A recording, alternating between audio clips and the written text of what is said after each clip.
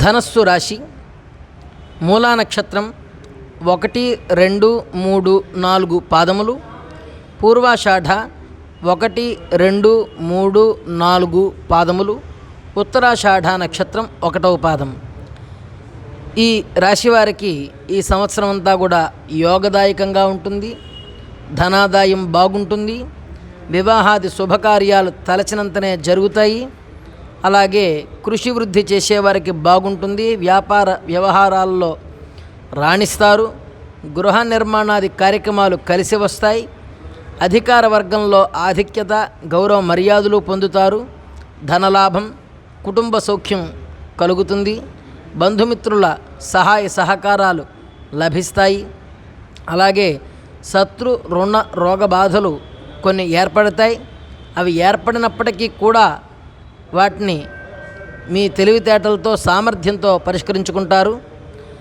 మధ్య మధ్యలో కొన్ని ఇబ్బందులు ఇక్కట్లు ఏర్పడతాయి. వాటిని మీరు స్వశక్తితో అధిగమిస్తారు.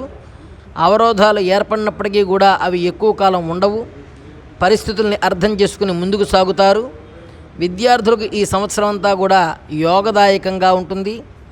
వ్యాపారస్తులకు క్రయ విక్రయపూర్వకంగా లాభాలు గడిస్తారు. క్రీడాకారులు, కళాకారులకి అవకాశాలకి మంచి కాలము. కాంట్రాక్టుదారులకు కూడా బిల్లులు సక్రమంగా లభిస్తాయి.